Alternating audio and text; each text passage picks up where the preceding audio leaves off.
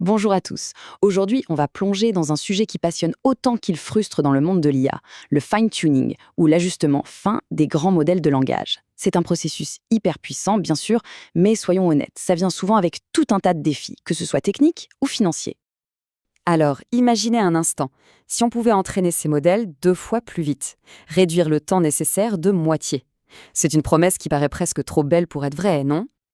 Et ce n'est pas tout. Et si, en plus de cette vitesse, on pouvait le faire en utilisant, disons, 70% de mémoire en moins? Ça changerait complètement la donne et ça rendrait le processus accessible à beaucoup plus de monde. Eh bien, c'est précisément de ça dont on va parler.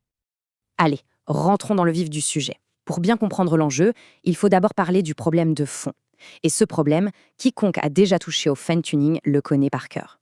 Pour ajuster les modèles les plus performants, il faut du matériel qui coûte un bras, des quantités de VRM complètement folles et surtout une patience d'ange. Et là, on se heurte à un véritable mur.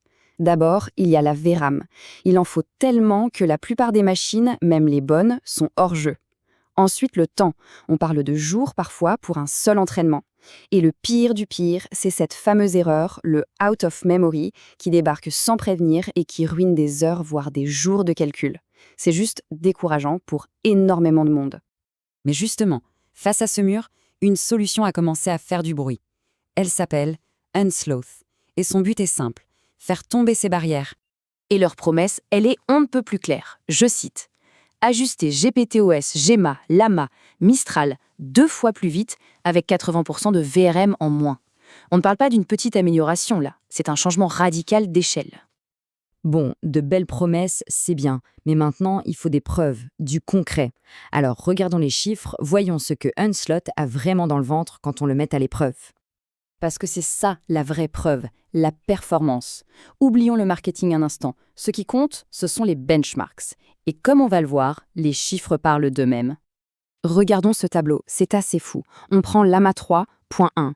Sur un GPU de 8 Go, un truc assez courant, et bien avec la méthode classique de Hugging Face, c'est simple, out of memory, OOM, ça plante, fin de l'histoire. Avec Unsloth, sur la même machine, on arrive à une longueur de contexte de presque 3000. C'est déjà énorme. Et plus on monte en VRAM, plus l'écart devient spectaculaire. Regardez la ligne à 24 Go, c'est juste hallucinant. Ce graphique, là, il résume tout. Ce n'est même plus une différence, c'est un autre monde. La barre pour Unsloth est tellement plus haute. Ce qu'on voit, c'est qu'il rend possible des choses qui étaient tout simplement impossibles avant, sur du matériel que beaucoup de gens peuvent avoir. 13 fois. Ce chiffre, c'est le gain pour un très gros modèle comme Llama 3.3 de 70 milliards de paramètres. Mais concrètement, 13 fois plus de contexte, ça veut dire quoi? Eh bien, ça veut dire passer de l'analyse d'un court email à l'analyse d'un document de recherche entier, d'un seul coup. L'échelle des problèmes qu'on peut résoudre change du tout au tout. D'accord, les résultats sont impressionnants. On a vu le quoi. Maintenant, la question c'est comment? Quelle est la magie derrière tout ça? Comment est-ce qu'Unsloth arrive à faire ça? Alors, il n'y a pas de magie, bien sûr, mais il y a de la grosse optimisation. En fait, Unsloth réécrit manuellement le cœur du moteur d'apprentissage, ce qu'on appelle la rétropropagation. Ils utilisent aussi des kernels customisés, écrits avec Triton d'OpenAI, qui est fait pour être ultra rapide sur les GPU. Et le point le plus important, le truc vraiment génial, c'est qu'ils font tout ça avec zéro perte de précision. C'est plus rapide, ça consomme moins, mais le résultat est mathématiquement identique. On a vraiment le beurre et l'argent du beurre. Mais Unsloth, ce n'est pas juste une question de vitesse ou de mémoire, c'est aussi une question de fiabilité. On sait tous que quand un nouveau modèle sort, il y a souvent des petits bugs, des trucs qui ne marchent pas bien. Et c'est là qu'Unsloth a aussi marqué des points, notamment lors de la sortie du modèle GPTOS d'OpenAI. Pour faire simple, quand GPTOS est sorti, ses templates de chat étaient un peu cassés. Il avait des symboles bizarres, des soulignes en trop, des petits détails qui peuvent tout faire planter. L'équipe d'Unsloth a été super réactive. Ils ont sorti des correctifs qui nettoient tout ça, pour avoir un rendu parfait, au caractère près, comme ceux que la librairie officielle d'OpenAI était censée faire. Au final, ça a rendu le fine-tuning et l'utilisation du modèle beaucoup plus stable pour toute la communauté. D'accord, on a vu la puissance, la technique, la fiabilité. Reste une question essentielle. Est-ce que c'est compliqué à utiliser? Comment on s'y met concrètement? Et là, c'est un autre point fort, la compatibilité. Unsloth ne se contente pas de supporter Llama ou Mistral. La liste est immense. Les modèles d'OpenAI, de Meta, de Google, de Mistral, Qwen, DeepSeek, et ça va même au-delà du texte avec des modèles de synthèse vocale ou de vision.